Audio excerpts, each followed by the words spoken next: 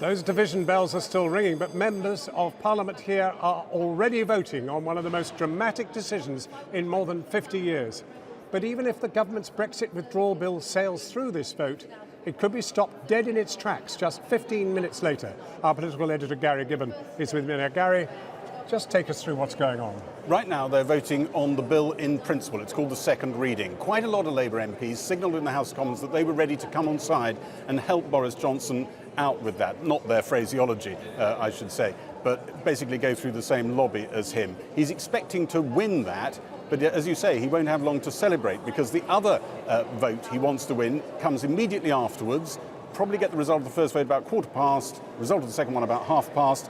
That's the vote on the speeded up timetable he wants for this bill, so that he can hit that deadline he's been talking about, the 31st of October. It is the deadline of the extension on EU membership that was given to Britain, but he's made an enormous thing of it from the moment he was started campaigning for the leadership of the Conservative Party.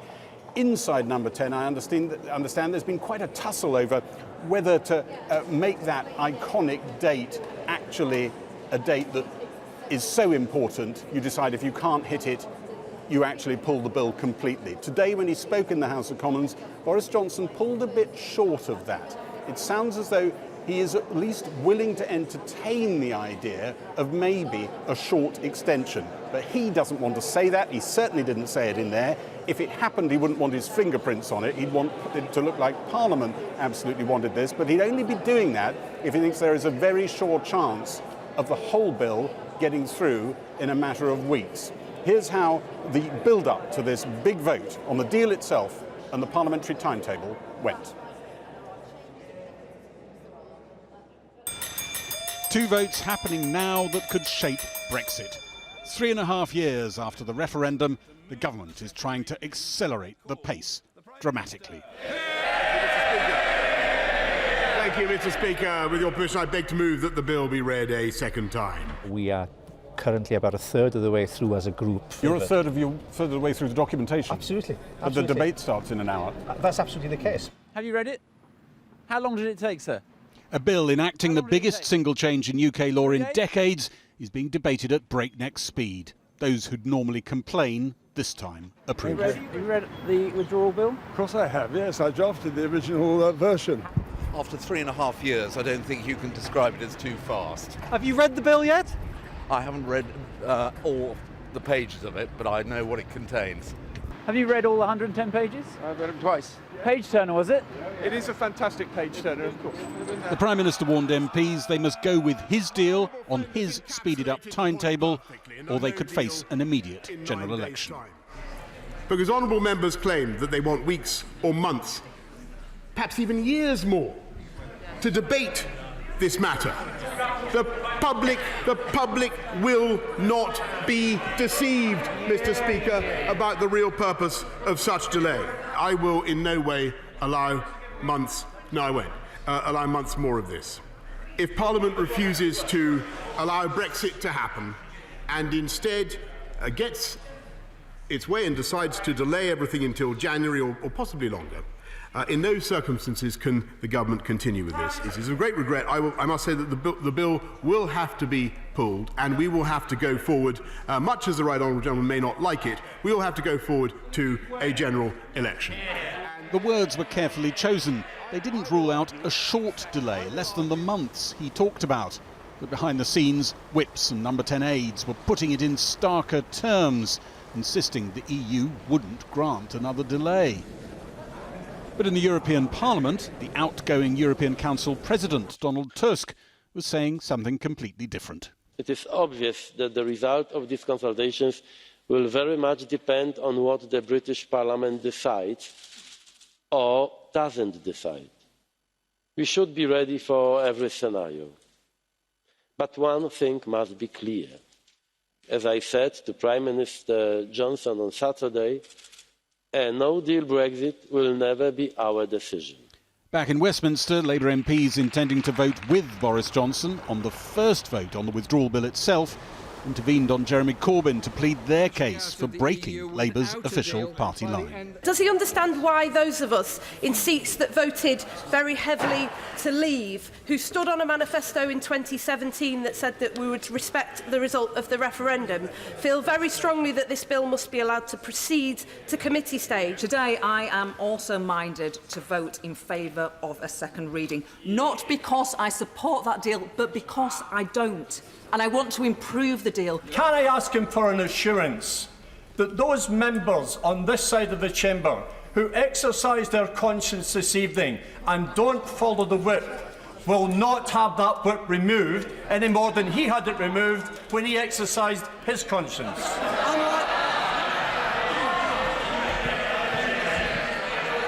Mr. Speaker, I believe in the powers of persuasion. And tonight I would like to persuade my honourable friend. Come with us, vote against this bill and vote against the programme motion. The DUP clashed with the Prime Minister on how his plan would actually affect Northern Ireland trade with Britain. It's quite clear that whatever he says about Northern Ireland being in the UK Customs Union, de facto the European Union Customs Code applies in Northern Ireland if the protocol comes into place, which requires exit declarations from Northern Ireland to Great Britain. Yes, it does. Just for the clarification of the right honourable gentleman, I know he realises this already, but there are no checks, GBNI. There will be some light touch measures to ensure there's no illegal trade in endangered animal species. What I don't take is the Prime Minister thinks I can't read the agreement that has been published, and I can't see in that agreement what the impact is in Northern Ireland. Their votes were lost to the government tonight, as was some, but not all, the Tories who lost the whip for their attempts to block no deal. I literally have nothing to gain from backing this Brexit. I'm backing it for one reason only, which is people voted for it, and I promise to respect the result of that vote. Okay? But in return, people deserve scrutiny. This is a hell of a big document. We cannot pretend that 2.5 days is long enough to scrutinise it. And if it's about regaining the sovereignty of Parliament, then treat Parliament with respect. If we're taking back control from a European court to a British court, treat the British court with respect. If you're taking back control from a European Parliament to a British Parliament, then treat Parliament with respect. We had a referendum. We had a decision of the British people. We must implement that decision, and anyone who opposes this bill is effectively undermining our democracy and our self-government. Familiar lines, raised passions, yet another Brexit deadline. But will this one be breached like the others? Gary Gibbon. Well, now, how is this playing in the European Union? How is the European Parliament viewing all this? Over now to Matt Fry at the Parliament there in Strasbourg. Matt. Thanks, John. Well, needless to say, there's much more interest here in this building and what's happening in the House of Commons tonight than what's happening in the European Parliament. But you could really hear the exhaustion, the weariness, even the anger in Jean-Claude Juncker's voice today as he was speaking in the chamber. Just get it done before it does me in, he might as well have said. Now, Donald Tusk, the President of the Council, said today that the Member States will consider an extension. They don't want to be the ones pulling the plug. But, for how long? A few weeks? A few months? Perhaps a whole year? The length matters enormously. If Boris Johnson says that only wants a short 10-day extension to hoist the deal across the finishing line, well, some like that idea, but others, like the French, hate it. They would argue for a much longer extension, but then only on the basis or condition of an election or even another referendum, so that Britain has enough time to try and get some clarity in the political picture. That's assuming there won't be another hung parliament. They know what they want right now. Get the deal accepted and passed by the Commons. They're also getting a bit worried about the damage to their reputation and credibility if they keep passing extensions like sweets to a needy child. It makes them look silly too. And one more thought. Michel Barnier is here to stay. Yes, he is. He'll be heading the EU side in the future trade talks with us and has already said that he thinks, in his humble opinion, it is unlikely to get done by the end of next year. So the drama rolls on and on, more cliffs to come. They originally wanted Brexit to be difficult so that others won't try it at home. We're long past that stage. This is now about preserving their own sanity. Back to you, John. More from Matt later in the programme as we get the results of these crucial votes. Just to say that Parliament itself is now, the Commons is really bursting with MPs. They rushed back in. We can't say that we're at all imminent with the vote, but we might be. But I think people are so enthusiastic they're sitting in their seats. I'm joined here in the lobby by Lord Heseltine, the former Conservative Deputy Prime Minister, who campaigned for Remain. After tonight, do you think there's a terrible danger that your desire for a second referendum will be killed? No, I think that we've got 2 votes. It's possible that enough people will support it precisely so they can amend it. So it may get through in the first vote. But the second vote is the critical one, the timetable, where the government doesn't want any detailed examination. It's a rerun of what they did with Parliament. Get rid of Parliament because it might ask too many questions and upset us and all that. And so this is a rerun. This is denying Parliament any sensible time to examine the contents of the bill. That, I think, it'll be very difficult for them to get through. In terms of your own political experience in the Commons, down your political life, can you ever remember a time like this? No, nothing like that. Can you ever remember, in a sense, behaviour like this? Well, I cannot believe a Conservative government is prepared to break the law, to prorogue Parliament, to deny any sort of democratic scrutiny of the most important legislation of our time. But here we have it, and Parliament is in a great state of indignation, and I suspect that will play out now. Isn't there a danger that some looking in will say, sour grapes? Oh yeah, of course, but if they are rabid Farage-type people, God knows they'll say a lot worse than that. But do you think, in fact, that the people who voted in this referendum were actually voting about Europe? Or do you think, in fact, there was a much wider malaise in which people felt that austerity... I haven't the slightest doubt what they were voting about. They were voting largely about the 10 years of frozen living standards, mixed up with a whole lot of bogus claims about... immigration? Immigration was a very important part, but it was the example of millions of Turks, specifically millions of Turks. And, of course, the stuff about money for the health service. It was, frankly, a grossly distorted background against which they voted. And the government is terrified of a second referendum because now there's a much greater awareness of the issues. And do you think that such a referendum could be held? Because don't you think that this whole well has... Well, we've got to go back to the Commons. We're in the Commons. Order! Order! The ayes to the right, 329. The noes to the left, 299.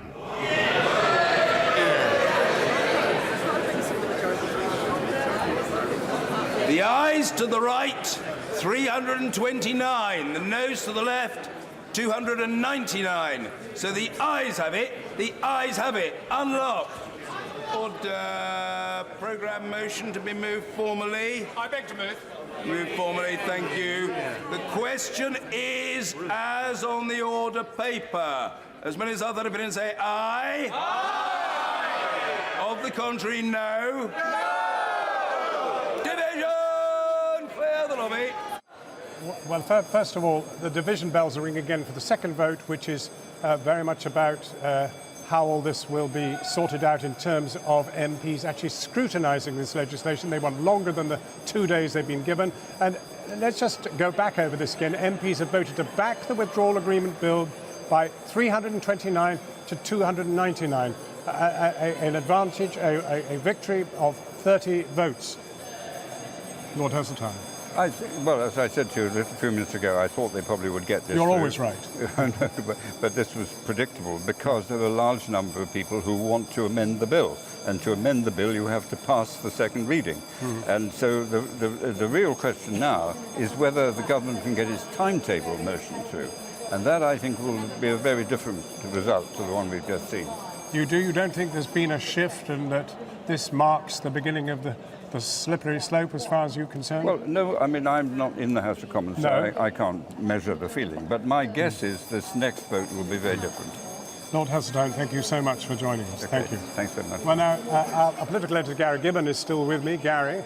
I'm just about to vote, John. My so dear chap, I hope they're going to pick me Nigel up. Evans, Welsh MP, stout, well, very slim lever. I've lost a bit of weight. Lever. I'll tell Your you what, reaction? John, I think the government will be very happy with that. That's a majority of 30. I mean, we don't win votes these days, never mind by 30.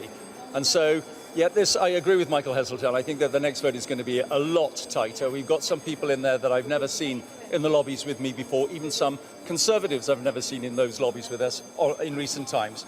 And so this one is going to be a lot tighter. You know, if I was going to make a prediction now, I suspect that we may lose the programme motion. And then, of course, we'll see what the reaction from the government is going to be about that. But this is significant. I think there'll be sighs of relief in Brussels this evening that at last they know something that we want.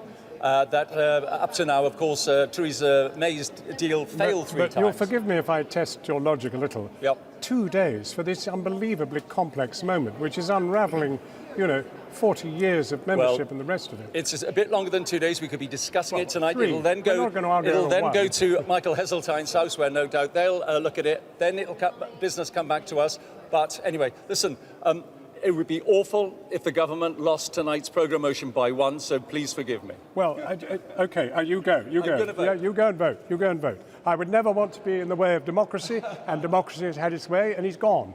So the deal has cleared its first hurdle. MPs have just voted to pass the withdrawal agreement bill to the next stage. But what is actually in it, and what will it mean for the country? Gary is back. Gary. Well, just to tell you what I think this actual... You had quite a lot of Labour MPs in there, showing a bit of ankle to their constituencies because they feel that they represent constituencies that are Leave constituencies. They're under enormous pressure. And a lot of them were saying in the chamber, I'm going to vote with the government on this one, on the second reading. Don't assume I'll be with you when we get further into the process, and certainly don't assume I'll be with you for this one that they're voting on now, the timetable motion. We'll come back to you in a moment, Gary. Let's go now to our political correspondent, Paul McNamara. He's been looking very closely at the details of this business. From a shell-shocked Westminster, David Cameron's premiership has ended after Remain lost the referendum. Years in the making, 3 and a bit. Pages, 110. Explanatory notes, 636. Economic impact? Priceless? Well, not really priceless, more just completely unpriced, because there has been no official economic analysis of this document. Thousands upon thousands of words of legislation of huge importance to the nation. But what does it all actually mean? We've left the line-by-line analysis for the MPs, but here's a look at some of the main elements. Northern Ireland has made for some of the trickiest complications, yet according to this constitutional expert, the withdrawal agreement bill is surprisingly light on detail. The agreement they've agreed with the EU, although it has some detail in there about customs relationships between Northern Ireland, the EU and Great Britain, there's still a lot in terms of how it's all going to actually work on the ground that we don't know, and the withdrawal agreement bill doesn't really give us any more information. What about the rights of UK workers? This is one of the most contentious issues for the few Labour MPs in there who vote for this deal. They say it's imperative for them that workers' rights currently protected under EU laws will still be protected post-Brexit.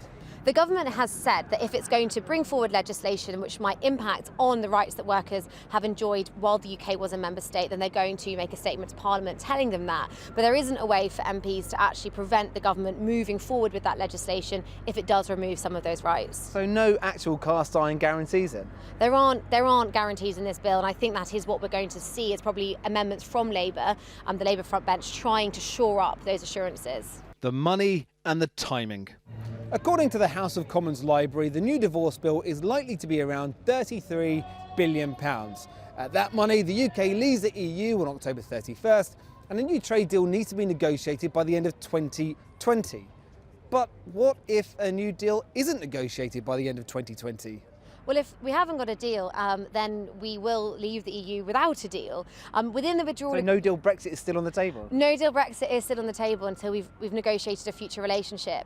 Now, there is a part of the withdrawal agreement where the government can ask for an extension to the transition period for up to 2 years by next July. What MPs are quite concerned by is that there is no way at the moment for Parliament to instruct the government to ask for an extension to the transition period. So if they don't want to, they don't have to? Exactly.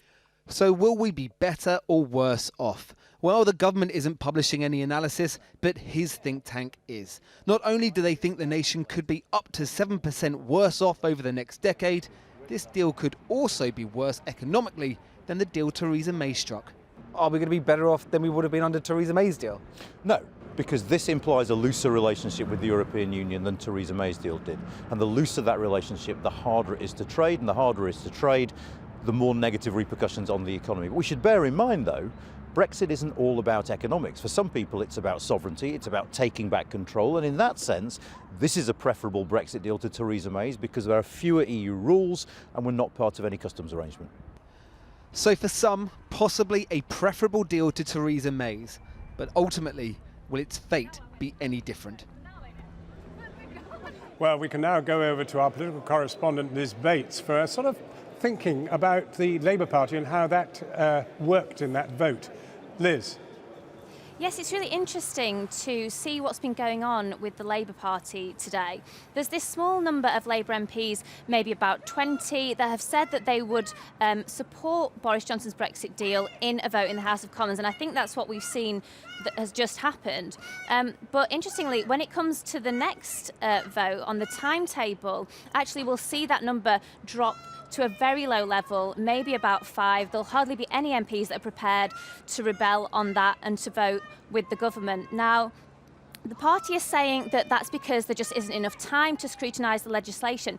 But actually, I think this speaks to a wider issue that's going on within the Labour Party. There is a genuine desire, slightly hidden, among many Labour MPs, especially in Leave seats, and even among some people in Jeremy Corbyn's office, to actually get this Brexit deal over the line. Not because they like it, but because they would like to draw a line under Brexit. This is an issue that has been so politically toxic and divisive for this party that actually there's a real feeling that they do want to get it done. The problem is that not many of those Labour MPs want to say that publicly, and not many want to vote for that in the House of Commons. So even though there is this genuine feeling of wanting to get a Brexit deal done, when it comes to these crunch moments like the timetable motion that we're about to see, what we're finding is that Labour MPs, most of them, just don't want to have their fingerprints on a Boris Johnson Brexit deal. Well, joining us now is Gillian Keegan, the Conservative MP, and in a moment Andrew Bridgen, of a slightly different perspective of Conservative MP. Gillian Keegan, you've been on a difficult journey which has left you voting rather against what you originally stood for. Well, I originally voted to remain, yeah. Like another 16-point-something million people. But the reality is, when you have a vote and you say you're going to accept the result, it's very important that you accept the result. And what we've been going on for the last 3.5 years is basically people trying not to do that. So even though it's difficult, I did accept the result because I respect the views of people who did vote to remain. You know, many people I know, my best friend who's here from Liverpool just to watch this, just to see if we're going to vote this through, she voted to remain. I respect her views. What about your constituents? Did they inform your change of heart? Well, they were just over 50% to leave and 49.3% to remain, so it was really 50-50 as well.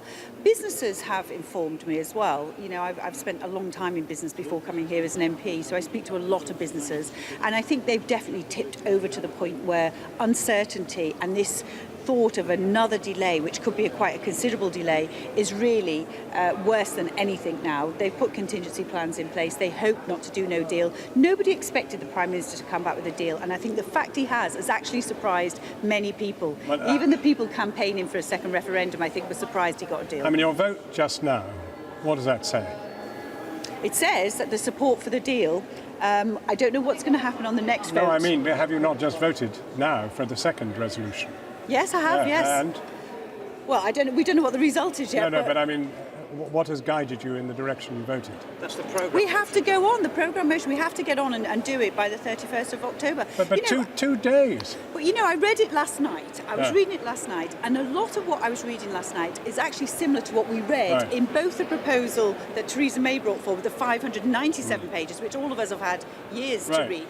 And there's lots of it that is very similar. So for me, of course there is risk in this, but I still think the right thing to do. The whole country was waiting for this on Saturday. Today we should deliver it. Andrew Ridgeon, how have you voted? Inevitably, presumably, in favour of both motions? Yes, I've voted for second reading, and I've voted for the programme motion. We had a majority of 30 on the second reading, which was, I think, surprised colleagues. But there's a fair number of Labour MPs who joined the government on the first vote. I didn't see that many in the lobby on the programme motion, so I think it's going to be a lot tighter. But, this whole idea of reading the thing in 2 days, this is a very complex motion. And we've been reading 90% of it the same as we've seen before. We've been debating this for 3.5 years. Now is the time. The problem is we were always going to get to a deal with the European Union at the compression point. I told you that. Nothing will happen until the last 2 weeks, and now this has left us with a deadline of the 31st of October. The House of Lords are willing to sit on Saturday and Sunday to get this through, if we can get it through tonight. If you win tonight, general election... if you lose tonight, a general election immediately? Well, Boris Johnson said he will offer a general election, but he's offered it twice before. What we've actually got is a Labour Party running away from its responsibility with the electorate. But what do you want? I want a general election so we can have a majority and get Brexit, but I'll deliver Brexit first if we can. But I think the Labour turkeys are not voting for Christmas this side of Christmas. Well, and the problem, anyway, is fighting an election in the winter. That's the same on both sides. That would be fair, wouldn't it? Do you want one now or later? I'd rather get Brexit done and then go back to the people. I think that would make sense. But if we what can't? about, it could lead to a no-deal Brexit. I don't think so. There was assurances in the House given today that on the face of the bill that we've had some assurances in the past. They have not stood up. Nobody has an interest in no deal, and Boris has a deal now. So why would we not take the deal? As clearly there is support for the deal. The timing of it is actually what they may not support. That means that the timing is the problem, not the deal itself. Do you fear amendments to this bill? I do, and I think we'll have an indication whether we get the programme motion through. We should shortly. take a quick look just to see how it's going in there. They're cooking well. They're all in there. But of course, what we're going to wait is for 4 people to step forward and bring us the actual result. This is a crucial vote. It will set the tone. The Prime Minister has indicated that if we don't get the programme motion through, that he will be offering a general election under the Fixed Term Parliament Act. But that requires 2/3 of all MPs.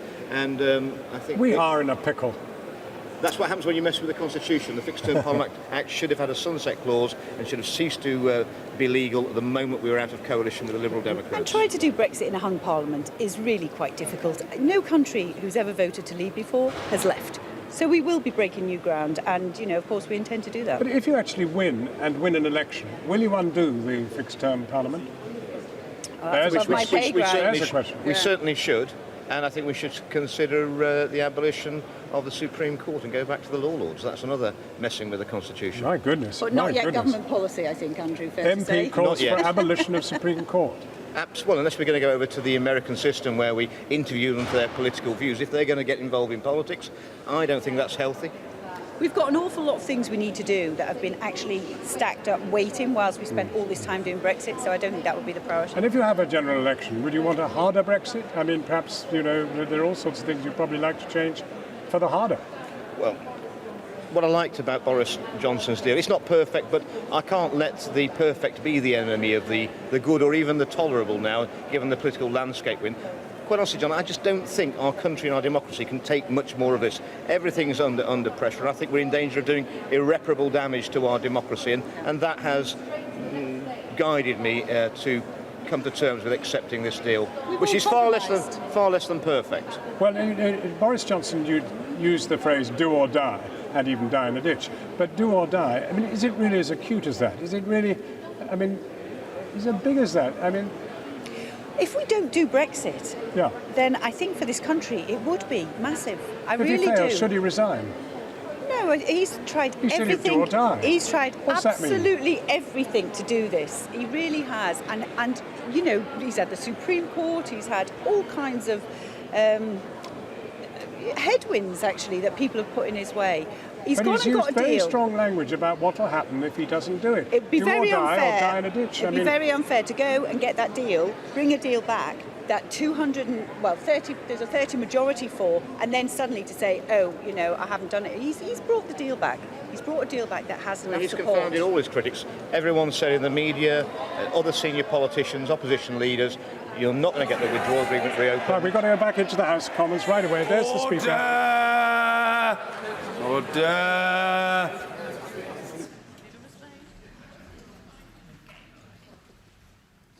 The ayes to the right, 308.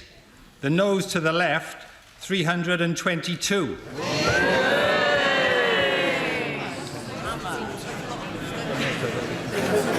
The ayes to the right, 308. The noes to the left, 322. So the noes have it. The noes have it. Unlocked.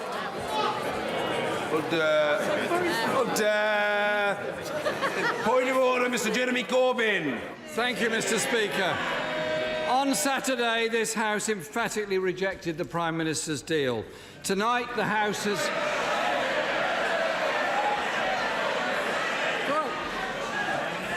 You're too hasty. I've not finished yet. Tonight, the House has refused to be bounced into debating a hugely significant piece of legislation in just 2 days, with barely any notice and an analysis of the economic impact of this bill. The Prime Minister is the author of his own misfortune. So I make this offer to him tonight. Work with us, all of us, to agree a reasonable timetable, and I suspect this House will vote to debate, scrutinise and, I hope, amend the detail of this bill. That would be the sensible way forward, and that's the offer I make on behalf of the opposition tonight. Point of order, the Prime Minister. Point of order. Let me say in response, Mr. Speaker, how welcome it is, even joyful, that for the first time in this long saga, this House has actually accepted its responsibilities together, come together and embraced a deal. I congratulate honourable members across the House on the scale of our collective achievement, because just a few weeks ago, hardly anybody believed that we could reopen the withdrawal agreement, let alone abolish the backstop. That is indeed what they were saying. And certainly nobody thought that we could secure the approval of the House for a new deal. And we should not overlook the significance of this moment. And I pay particular tribute to those members of the House who were sceptical and who had difficulties and doubts and who decided to place the national interest ahead of any other consideration. But, Mr. Speaker, I must express my disappointment that the House has again voted for delay, rather than a timetable that would have guaranteed that the UK would be in a position to leave the EU on October the 31st with a deal. And we now face further uncertainty, and the EU must now make up their minds over how to answer Parliament's request for a delay. And the first consequence, Mr. Speaker, is that the government must take the only responsible course and accelerate our preparations for a no-deal outcome. But secondly, I will speak to EU member states about their intentions until they have reached a decision. Until they've reached a decision, I must say, we will pause this legislation. And let me be clear. Let me be clear. Our policy remains that we should not delay, that we should leave the EU on October the 31st, and that is what I will say to the EU, and I will report back to the House. And one way or another, we will leave the EU with this deal to which this House has just given its assent. And I thank members across the House for that hard-won agreement. Point of order, Mr. Ian Blackford. Well, there you have it. You've seen what the Prime Minister's reaction is. Just to repeat, it was a 322 to 308 vote, majority of 14. Political editor Gary Gibbon is here. Gary. Remember, we were told that he was threatening to pull the deal if he lost this vote. He used the word, I will pause the deal and I will talk to our European partners. So clearly he is exploring the possibility of a limited delay, much shorter than the one that is currently requested in the letter that he had to send forth by MPs, that goes all the way to the end of January. He's going to look for a shorter one. He's going to try and, as I said before, keep his fingerprints all off this and make sure that it looks like it's all very much Parliament's work, but that is what he's going to do. And he's going to do it, I think, slightly emboldened by that second reading vote, where he did get actually quite a decent majority, something he's a bit of a stranger to since he came to number 10. And he got it thanks to a whole bunch of Labour MPs who felt they just had to do this to honour the votes in their constituencies that happened for leave. I was just talking to one of them just now who was very, very emotional, in tears, and said they'd talked today about the possibility of giving up politics completely. They're quite confident that they're now going to be probably deselected as a result of what they did on the programme motion. A lot of emotion back there, but I think the big picture is we're probably looking at a negotiated agreement, Jeremy Corbyn offered it there, to Boris Johnson, for a longer timetable than the one that Boris Johnson's put there, but not an excessive one, as Boris Johnson would see it, to get this bill done. Gary Gibbon, and we'll be with him again later in the programme, but for reaction in Europe, let's go back to Matt Fry in Strasbourg. Well, welcome back to the European Parliament in Strasbourg, where I have to say things have been slightly more sedate compared to the House of Commons. But of course, everyone here, as I said earlier, is watching things very closely indeed, trying to make sense of it. And one of those people is Nathalie Loiseau. She's with me here now, member of the European Parliament, former Europe Minister from France. Thank you very much for coming on the programme. My pleasure. So it's a Pyrrhic victory for the Prime Minister. He won a vote, which is extraordinary, and then he lost a very important vote after that on the programme motion. What do you make of it? I would like to say to my British friends, please make up your mind. You decided to leave the European Union. Tell us when, tell us how. We stand ready. We are working on the withdrawal agreement here in the European Parliament. We have started working on it. We can ratify it only if you do ratify it on your side.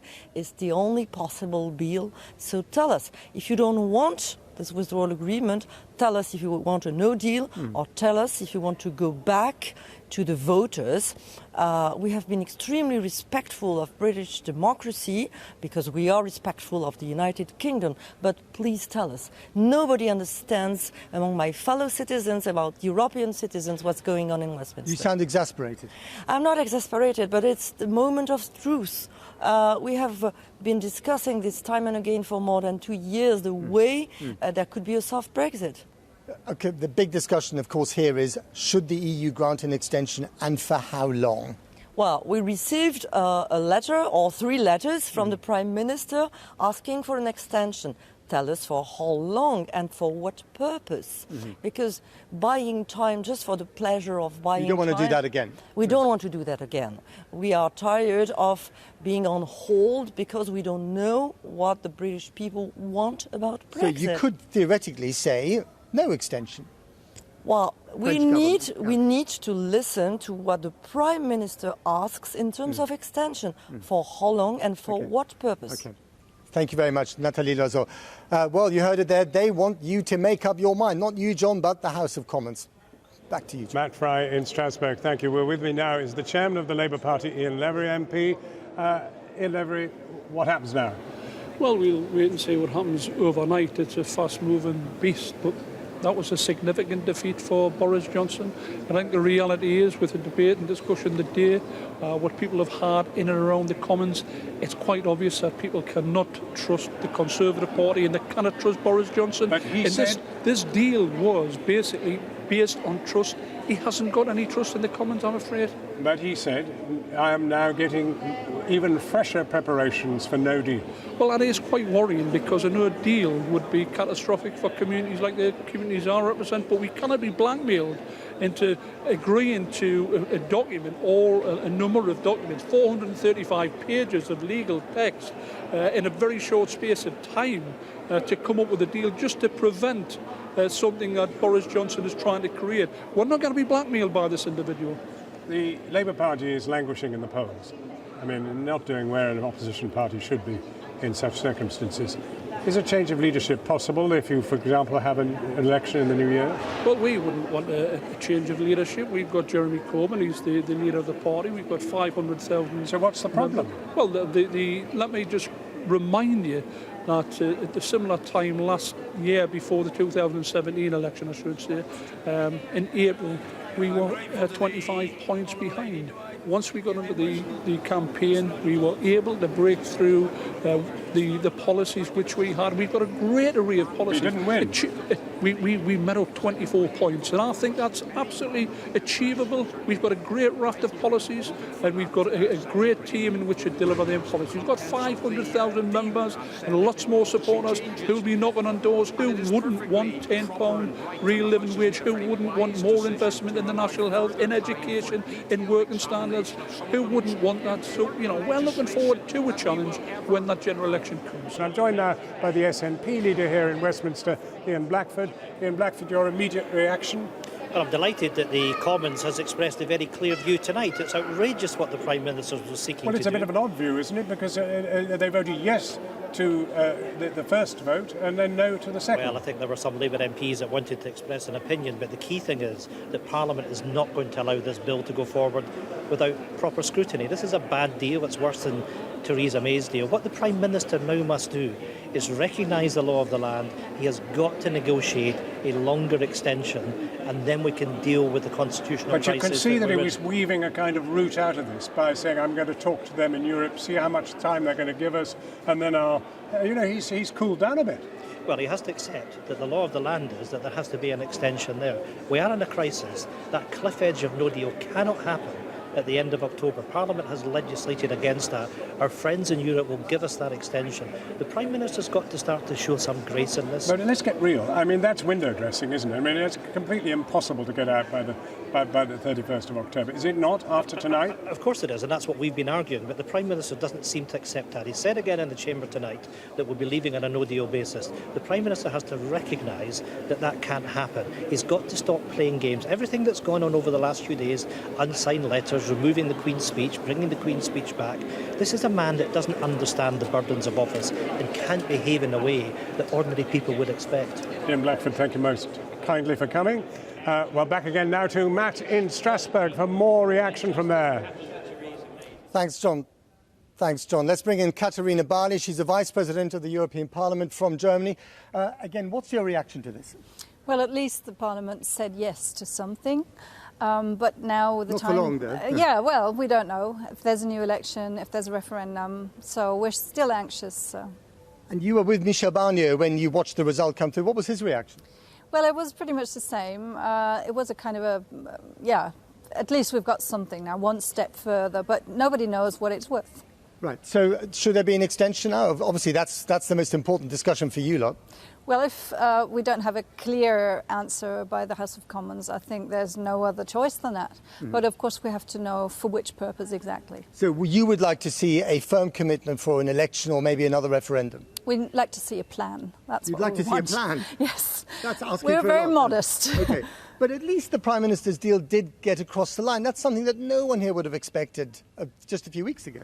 Well, at least, yeah, it's a step forward. But as I said, if we have new elections or a referendum, it could all turn out differently again.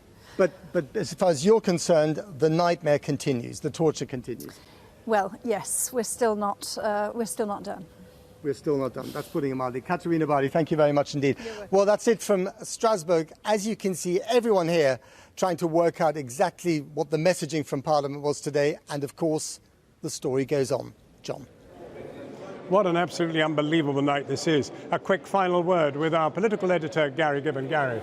I think what the Tories are hoping for now, those that are in the government, as opposed to the few dissidents that used to be Tories, is that they can hold on to as many as possible of those 30 Labour MPs. They know they won't hold on to all of them.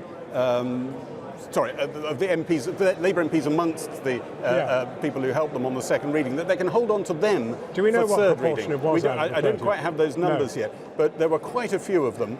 Boris Johnson was going up to some of them in the voting lobby and congratulating them, saying well done, and doing a bit of the sort of Boris Johnson routine. Apparently they looked extremely unwell. I bet they did. But he's hoping he can hold on to some of them in a limited extension, so that he can, at the end of the amendments that will go through here, he hopes to fight those off, any of the amendments which he considers wrecking amendments, like putting a customs union into this deal that will fundamentally change the deal, make it no longer the deal negotiated with the European Union, no longer acceptable to the rest of the Tories. He hopes he can fend all those off, get to third reading, maybe by agreement with the Labour Party over a period of sort of 2 weeks or something like that, not the 100-mile-per-hour timetable that was put in there. Hold on to enough of those Labour MPs who backed him in the first vote tonight to get victory and Brexit. That's his gamble. But he doesn't want too long an extension. He really doesn't want an extension that looks like it could be renewed. But it's very hard to tell the EU never to renew those extensions, and he's going to have a battle on his hands with that. But he thinks perhaps he can see a path to victory now, I think. Gary Gibbon, our political editor. Well, that's all we have time to have this evening. Absolutely unbelievable evening here. I mean, it's ended, as you know. We've back tomorrow at 7 o'clock night for all the reaction to what has happened here tonight. Till then, from Matt in Strasbourg, me here in Westminster, that's Channel 4 News. Have a great evening.